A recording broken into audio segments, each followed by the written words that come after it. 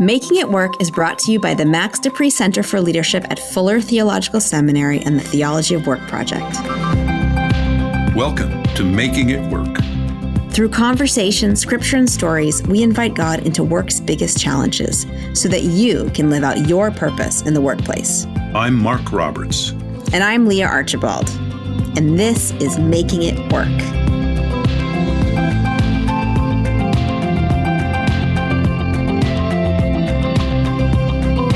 Whether you work in management, customer service, as a teacher, or as a parent, no matter what your job is, the daily pressures of work can get to you. You may react in ways that hurt others or don't feel consistent with the person you want to be. If you're interested in improving how you respond when the pressure is on, our guest today is here to help. Recently named among the top 30 most influential psychologists, Dr. Rob McKenna is the founder and CEO of Wild Leaders. His work with thousands of leaders across corporate, not-for-profit, and university settings has given him insight into the real and gritty experience of working under pressure. His latest book, Composed: The Heart and Science of Leading Under Pressure, focuses on the specific strategies leaders can use to stay true to themselves and connect to others under pressure. Dr. Rob McKenna, welcome to the Making It Work podcast. Thanks, Leah. It is so good to be here. It's so good to have you. So I want to start with maybe a probing question. I think we want to know what led you to your research about how to stay composed under pressure. You want to know the honest truth? I do. That's what this podcast is about. I want to know the honest truth. Well, and first of all, I have to tell you that when I was, that thing you read in my bio where you said I was named one of the top 30 industrial organizational psychologists, and it actually said alive today. And my brother, who is my older brother, who's one of my mentors, called me immediately, and he said, "You do know that two of those people are dead, right?" So it was like, so you just, leave it to older brothers to settle you. So is he's the initial source of your pressure, is what you're telling me? Yeah, a little bit. There's a lot of pressure there, but no, he's an incredible and affirming voice in my life, but also was an older brother. So that question, like what led me to study this, to be honest, and I think this is true of most researchers or authors, is that I struggle with this myself. If I'm truthful about it, is in my own leadership roles, it's a reality in my life that I think I have tried to solve for myself. And at the same time, I just if there's one thing, even the last couple of years, this research, by the way, that we did goes back a couple of decades now, almost. It's crazy, and we started studying the journey of leaders. And if there's one thing we know that leaders learn and grow as they are under pressure. And so we know that that's a research-based reality, that they learn and grow on the job. And a lot of those on-the-job experiences are quite high. They're high-pressure moments. And some people would Bob Thomas described them as crucible moments even. And so it got us really interested, back when I was involved in multiple longitudinal studies, in understanding, so what is going on inside of a person? And because over and over again, people were telling, very, very senior leaders to first level managers, to parents, as you were mentioning, struggled with a very personal challenge under pressure. And so that's why we started to study it. So it's both personal for me, but it's also something that every leader in my sphere of influence is facing. So why not study it? It's something that is really fun to talk about in the third person and really uncomfortable to talk about in the first person. I was laughing to myself reading your intro because I've had a really high pressure situation at work this week. And my manager said to me, "Well, you're learning and growing and picking up a new skill set." And I said, "That is not what I wanted to hear. That does not feel did not feel compassionate in the moment, even though it was completely true. And Mark, I heard you laughing a little bit during Rob's introduction. I wonder if you can relate from personal experience as well. Oh my, yeah. You know, it's now Now, if we're going to be honest here, my wife would tell you that sometimes she thinks I'm making the pressure on myself and that I am my biggest problem. But that's not quite true always. I mean, last week was the craziest week because I had this class that I'm helping to teach that sort of got layered on my whole life. So, yeah, I mean, I need this. And I was really excited to learn about some of the things you found because I'm thinking, all right, that's going to help. So I'm not going to give away your punchline, but I just got to say, you're just, man, I think just about everybody in the world, certainly leaders, are going to say, oh yeah, pressure. Yeah. Oh yeah. And that's a challenge that's all the time. So your stuff is just right in the middle of our pain point.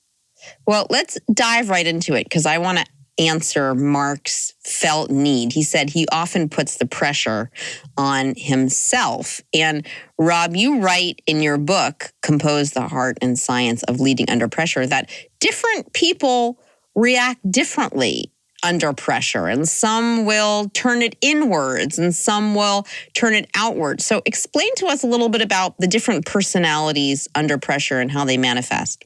You know, it's so, I still find this interesting. One of the reasons, so my organization, Wild Leaders, Wild stands for whole and intentional leader development. And when people ask me, a few years ago, a leader asked me, said, can you define whole for me? And my best definition of that is all of it. And what's fascinating is going back, having been I've taught certain classes around leader development and organizational behavior for 25 years. And what's kind of fascinating is you teach these concepts, but also you look at the different pieces of research on the developmental journey of leaders, and you realize that the journey of a leader and their growth and learning is quite complex. So it includes lots of different variables that so often what we grab onto when we develop leaders is we grab onto one thing, like we do a retreat on one topic. But the reality of developing leader capacity is that it's multiple variables. And so quite literally, that's what I've spent my whole career building. And so even to talk about that, when you were talking about that it looks different for different leaders, I heard a story about the United States Air Force and having, this was a couple of decades ago, having the best technology in the world for airplanes. So like we had the best technology and we had the best pilots. And but the problem was is that we built cockpits to the average pilot. And so what it ended up doing was building cockpits that didn't fit any pilot. So the reality was there's certain functionality in a fighter jet that are common, that have to be in place in terms of systems and so on, that I would suggest also is true of leader development. There are certain things we know. Competence matters. A sense of calling and purpose matter. A network of support matter. Learning from experience matters. And composure under pressure matters. There's a lot of research to support all this. What happens though when we just say it's general principles and we write books and we put out sort of pithy comments that are just sort of one-offs is that we can miss the individual. And the reality that the way that those different variables play themselves out is nuanced. You know what I mean? And so it requires us to think more deeply about that it looks different for different people. So if I were to suggest, this is one of the most amazing findings in our work, that one size fits all in terms of how people show up under pressure, it's absolutely ridiculous. That there's general principles that I talk about, that I can tell you about here, but the way that those things work themselves out is nuanced to a person. I mean, even personality, which we so often put people in boxes and fixed kinds of spaces around, oh, you're an extrovert. The way that extroversion actually works itself out in the life and journey of a person is awesomely nuanced. So that's and so when it comes to showing up under pressure, one of the fundamental nuances or individual kinds of factors was that people process emotions under pressure differently. And they have different, what I describe as defaults, that some leaders, and even maybe this is an oversimplification, but it kind of helps to have some simplification for something that's pretty complex, that some leaders tend to respond more in terms of what's important to them. And that other leaders, and we've all worked for, or we are those kinds of leaders, where the pressure comes on and we're going to hear a lot of conviction and a lot of clarity. And these are not bad people, but they have a default response that could probably be benefited by some editing. And at the same time, you have other leaders who, when pressure comes on, their tendency is more to pay attention to what's going on in everybody else with a reduced capacity to understand what's going on inside of them, like what they believe should happen. And so that's kind of the fundamental thing that we found, is that people had different emotional processing under pressure. And so that's why giving each of them one piece of advice and assuming it works for both, because they speak completely different languages too. So that's the kind of where we start, is always identifying your default. And that's why I created tools and processes to help people see their defaults. So this is very interesting, Rob, because as you talk about different leadership styles, I'm not only thinking about myself, and other people I work with, but I'm also thinking about different leaders in the Bible who, led very differently. You mentioned in your book there are some leaders who are really good at speaking truth to power, but maybe not so good at interpersonal relationships. And I think of I'm even thinking of some of Jesus's disciples acted differently, Peter was kind of like a hothead in that way. I don't imagine that he was the one who calmed the other ones down after a disagreement. I don't know. Mark, is this calling anything to your mind, my reflection? Well, yeah. I think, it is so interesting, isn't it, when you think about scripture and the leaders, that you have such different personalities, right? We think of Moses as being all sort of tough and strong, but then we remember that, Moses didn't want to have to speak in front of anybody and was feeling fearful and hesitant. And, you're right about Peter. I'm imagining that John was probably a much more reflective and more dialed down. We don't know a lot about his leadership, but we know from his writings that there's sort of this deep reflectiveness, and then there was Paul, who one of the criticisms of him is he's so tough in his letters, but in physical presence he's just not as powerful. And so just this wide range of personalities. I hope I'm not a heretic for saying this, because sometimes when I look at biblical characters and leaders, I think to myself, I'm not sure I would have liked so-and-so. Yeah. And I'm like, it's not that I don't appreciate them or love them, maybe, but there's a sense in which when you see a little bit of their emotional processing, I'm not sure I would have gotten along with as well, which may say as much about me as anyone, because I think of the two that sort of I contrast often in terms of emotional processing. And again, I don't know these people, so I have to be careful about what I know about them. But you think about just David and Peter, as you mentioned. I have a hunch that David cared deeply about what other people thought. Say more. Why do you think that? Just even his sense of reluctance at the beginning when he says, "I'm from a family of nobodies." There's a sense in which David, I think, was a high self-monitorer of what was going on in other people. And I think that people would not know that about me, because sometimes people that know me, or students who I've interacted with, or leaders there, they would say the word they would use to define me is conviction. But yet, if you ask me what my emotional processing looks like, I do care a lot what other people think, need, and feel, almost sometimes too much. And so I think David had some of that. There was a softness and also a contextual awareness of kind of what was appropriate that was monitoring David. Now, it doesn't mean just because David had conviction later in life, doesn't mean that's still not there. And then with Peter, as you mentioned, I don't think it's Peter's kind of probably the easiest to process. Very much just you ask me a question, here's my answer. And so I don't think it's any mistake that Jesus, when he asked Peter those 3 questions, the same question 3 times, the way that I interpret that story is which is a weird story, by the way, because who does that? I've done that with leaders before. Why do you lead? Why do you lead? Why do you lead? And trying to get to the real answer. And I kind of wonder if Jesus is saying, Peter, I know you have the answer right away. That's not the one I'm interested in. Thank goodness this isn't a podcast about interview tips, by the way. Yeah, it's exactly.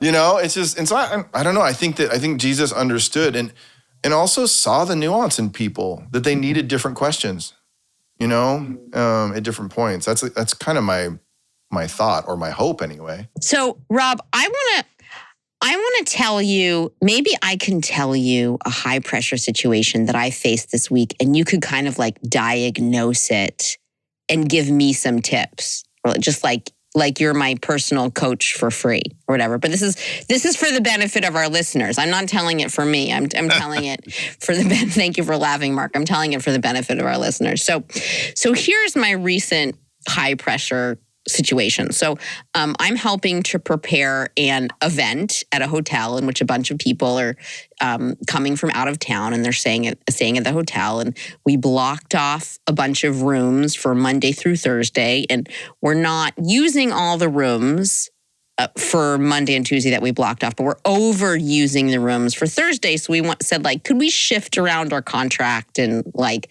move the block of rooms to where we're going to use them? And the hotel's like, no, you have to pay for these rooms exactly like contract. And we got legal involved. And meanwhile, I'm, emailing back and forth to my contact at the hotel and calling her and trying to say, is there anything you can do? So I am now here's what I'm facing as an internal processor. I'm thinking I'm a terrible person and I'm doing a bad job. And everyone's going to know that I'm doing a bad job and I'm really not cut out for this, right? So that there's the pressure I put on myself. And then there's the interpersonal pressure of like, oh my goodness, how do I word this email? Is is the event planner at the hotel going to like me? And there's the high pressure of needing to get this event off the ground in the next couple weeks, and my own response to this pressure, both this self-negating attitude and this fear of other people's reaction, is really getting in the way of me effectively going through the spreadsheets and making sure we have all the rooms that we need. So diagnose my problem and give me some tips to move forward to do the work in the midst of this challenging high-pressure situation. So one of the things, and what I'm going to do is I'm going to ask you 3 questions I'd love for you to respond to. Is it the same question 3 times?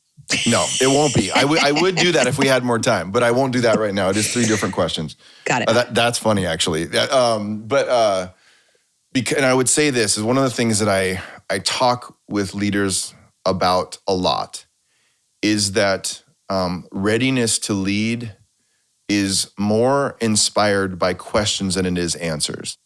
So answers matter, but most of the editing that occurs in leaders is occurring through questions. That's why assessment matters. And so it's why, and most leaders believe, so you said something, you said, can you give me some tips? And I will, based on our research. I will finish with telling you a couple of tips, but I want to ask you 3 questions. Okay. The first question is this: what would be different for you and for others in that situation? With as much specificity as possible, what would be different for you and others for whom you're responsible and interacting if you were more composed? That's a great question. So my first answer is there would be less work for other people and for myself if I'm more composed. Because my first response, and I even did this last night, my first response is to fire off an email to let everyone know that I'm on it. So the hotel booking agent says, are you sure you want to cancel these rooms? And I fire off an email. Of course I want to cancel these rooms, and then someone else on my team says, wait a minute, are we actually canceling rooms? And if I had just waited and thought about it a little bit more, had more conversations with people on my team, and didn't have this pressure of, oh my God, they're going to think I'm not on it, then there would have been less work and there would have been less confusion, because now there's another email from me saying cancel the rooms, and then I have to go back and say, actually, let's think about it for 24 hours. So the first answer is less work for everyone all around if I'm more composed, because in my anxiety, I make more work and confusion. Okay. So here's my advice for the first question is how you show up under pressure is just as important as anything you do. Second question is this: is your default tendency in this particular situation more to be a truth speaker or a peacekeeper? In other words, is your compulsion to be more, here's how it's going to be, Or is it you're going to spend most of your emotional and cognitive energy toward how everyone else is thinking, needing, and feeling, especially about you? So is it more, which way does it go?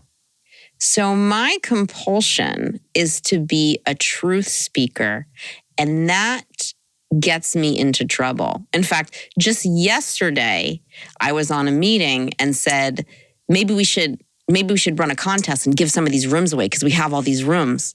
And, and then the other people on my team were like, shh, we're not supposed to say that like out loud in this. We don't want the company to know that we're underbooked, that we're undersubscribed for this event. So I actually let out some information that wasn't appropriate because I'm like, I just want everyone to know what's going on, and even in this email, I wanted to let her have it. I wanted to say, we're canceling these rooms because of the way you treated us in this and that's not going to help our ongoing relationship with this person. So I definitely see that my desire to be a truth teller gets in the way of good relationships that might grease the works towards better solutions. Yeah.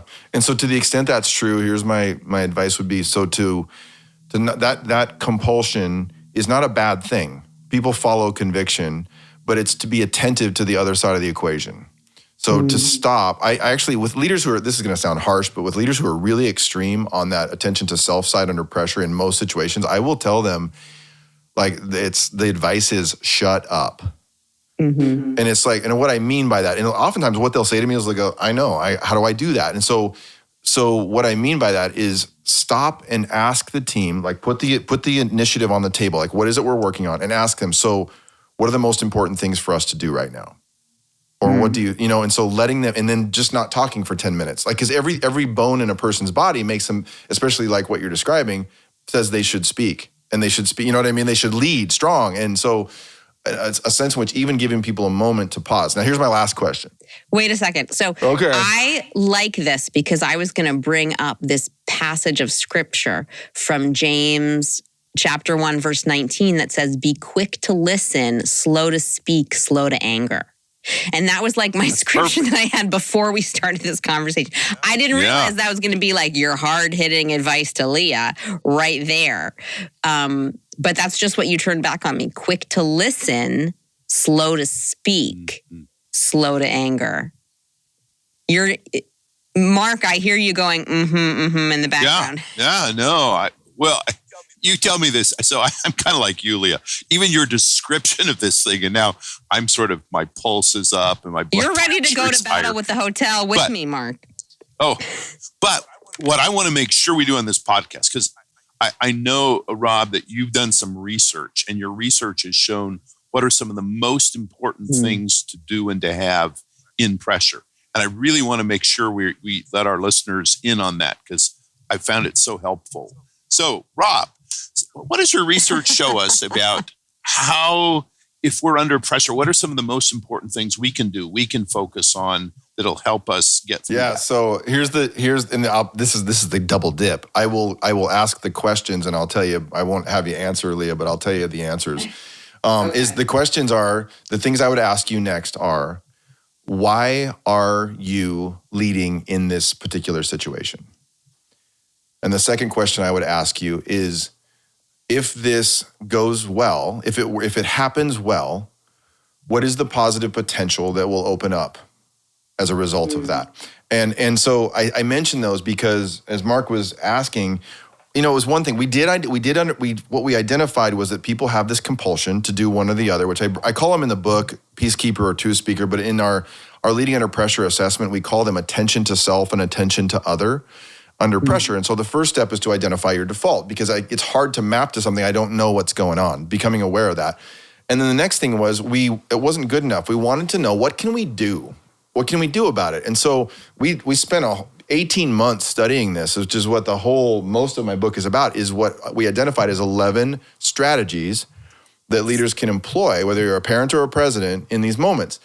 And all of them mattered based on our research. So I never want people to dismiss things like self-awareness mattered, not taking things personally mattered, seeing the big picture mattered. These were all of the 11, those were some of them.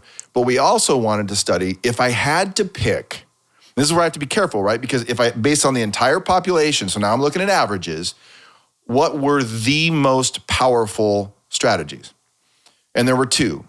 And so the two most powerful for most people, number one, and this was in a research from a research language, it was soaking up the most variance in a person's capacity to remain composed under pressure, was sense of purpose. And this is the thing. It's the extent to which I know why I'm in the situation in the first place. And the challenging thing about purpose is that most leaders push on past it pretty fast.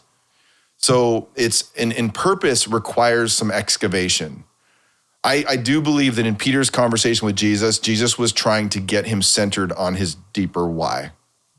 Because Jesus at the end of that story was saying, Peter, when you were young, you dressed yourself. When you're older, you'll reach out your arms. And there's that reference to the way that Peter might die, crucified upside down. And so that sense in which I think by the third time Jesus asking that question is he's excavating Peter's purpose, is he's saying, do you have any idea what I'm actually asking you? If you say yes to this, these are the stakes. And you're going to lead. And so I'm not gonna ask the hard questions. And so my team at Wild Leaders, we know how powerful this was for leaders. So what we do before every meeting with an organization's leaders, we ask ourselves, why are we here for these people? And we think specifically about that organization. And the reason why we do that is because we know that no matter what happens, if Zoom breaks down or Rob forgets his lines or whatever, that we will be centered in that purpose because we know that research supported that. And then the second one was what was called a focus on potential. So what we found, think about this, like that when a leader was able to identify positive potential outcomes in the hardest situations, it actually helped them remain composed. And it wasn't optimism or pessimism. It wasn't I have a half full glass of water or a half empty glass. It was like the leader realized, I have a half full glass of water. What could I do with that? So seeing positive potential when everyone else may seem barriers, what it did was it centered the leader. And so if I had to prescribe, Mark, in terms of what was, and by the way, that worked, those two things were most powerful for leaders who took things personally. It was a moderated mediator, it's called research-wise. And so what it meant, and what we found was that most leaders take things very personally. That was true across almost everybody. So these are the last two questions that you're going to ask me, which I'm not going to answer on tape because you don't get to know. But why am I in this situation? Why am I leading in this situation? And what good could come out of it? And these sound kind of like more hopeful questions than the first two. The first two are necessary to kind of diagnose the situation. But the second two are really forward looking, because you're answering the question, when Jesus says to Peter, do you love me? You're really answering the question, what does my love for Jesus mean in this workplace situation? There's so much in that third question from Jesus. I think I can just picture Jesus saying, like with earnesty and sincerity, not like, do you love me? I think we always look at Jesus' questions like a test, or maybe not everyone does, but I think Jesus is always interested in the answer. Like what if his posture was, Peter, do you love me? And that invitation to, and that Jesus would be interested, not that it was a test that Peter was either going to fail or pass, but that Jesus was interested in because maybe Jesus would have asked him 5 or 6 times. To center him in something so much deeper than whether it goes well or not, I think is such a powerful thing. Indeed. Well, I just think, and your caution about paying attention to all of the findings that you've, discovered and are passing on is that's a good reminder. And that's a good encouragement, folks, to buy your book, by the way.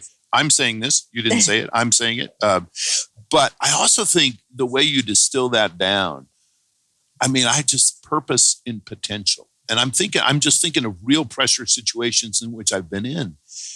And it makes sense to me that if I could focus there, that would actually be helpful to me. Right?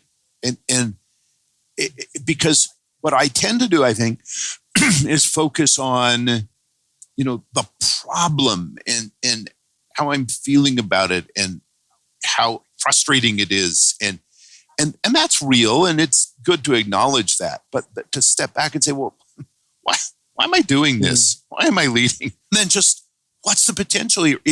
What could happen out of this? And that feels really freeing to me, even as I just think about it. Well, I do. It's why whole and intentional leader development. Like when you start developing leader capacity around composure under pressure, you quickly realize, as I said, that other things are relating to it, and your research would indicate that as well. It's why we have leaders do an assessment on calling and purpose prior to them getting into this content, because we know that they're connected, like that sense of purpose, or even the culture that you're a part of, or the community of people surrounds you. Those all affect your capacity under pressure. But one of the things I think that is so often denied in, let me just say, church-related contexts, is that our will matters, and that the identification of self, like even Jesus, or Paul in Philippians 2, when Paul says, that Jesus Christ was in fully nature God, that Jesus understanding his belovedness was important. And it says at the end of that story, like our attitude is supposed to be like that. So our understanding of our own convictions and ourself and our will is what requires, to listen to God's will. I think our will is a part of that. And so I think there's sometimes a dismissal of the importance, and even in our own faith, of understanding who we are, and even our capacity to sacrifice who we are, because it's difficult to sacrifice a self that doesn't exist already. I apologize if you all heard this, because I think I told this story in my recent TEDx talk. I never forget this moment with a leader where I read that story of Jesus, and so I started doing something weird where I would ask, and I actually wrote in my first book a chapter called 3 Questions Down. And I asked her, she was a leader in aerospace. She was a vice president in the aerospace industry building airplanes. And I asked her, this is such a weird thing. I said, "Why do you lead?" And her first response, I'll never forget. She said, "Well, I believe in this was years ago. So I believe in the 2020 vision for the business." And it was all this business speak, and it wasn't untrue, but it wasn't particularly compelling. And so I paused and I listened to her, and I asked her the same question again, which is weird, because I think when you ask a person the same question twice after a response, the second time, I think oftentimes people will think that you either weren't listening, or as they sit on it longer, they'll think that maybe they didn't like their answer. So I asked her, I said, "Why do you lead?" And she said, after a moment of pause, she said, "I started getting promoted up the chain, the hierarchy in my organization and in my corporation." And she said, "To be honest, my husband and I got a little bit used to a new standard of living." And so the answer was not untrue, but it also had a little bit of shame in it almost. Like her answer wasn't right. And so I did the weird thing, Leah. Don't tell me you asked it a third time. I did. I said, "Why?" And I asked it slowly. I was like, this is taking every bit of courage, because I didn't want to make her uncomfortable, but I also knew the question was important. I said, I said, "Why do you lead?" And she paused. Now, keep in mind, this is a leader who is responsible for building airplanes over a multi-billion-dollar business division. And she said, "Rob, when I was 9 years old, my sister and I built cardboard wings. And we got up on the roof of our house, and I put the wings on. And before I was ready, my sister pushed me off the roof. And I fell to the ground wearing the cardboard wings, and I broke my arm." And she said, "The truth is, since that moment, I have always wanted to help people fly." And I immediately thought I would follow her anywhere. And it was, but that, you see that excavation process, it was like her other answers were true. They weren't untrue. But it was that, I think that's a lot of the work we do is because we know that her understanding that level, because it wasn't an answer she had given before. And then that encouragement, like, tell other people that story about that why, because that why is also what's going to center you in the hardest moments. So 3 questions down. Yeah, that's awesome. Love it. That's really powerful. I think that's a good note for us to end on. I feel like it's good that we came full circle in this conversation saying, as many tips as we can get. The really powerful way forward through pressure situations is asking questions. So I'm all out of questions now, but I'll encourage our listeners to reflect with their own questions. Dr. Rob McKenna, thank you so much for joining us on the podcast today. Thank you, Leah. Thank you, Mark.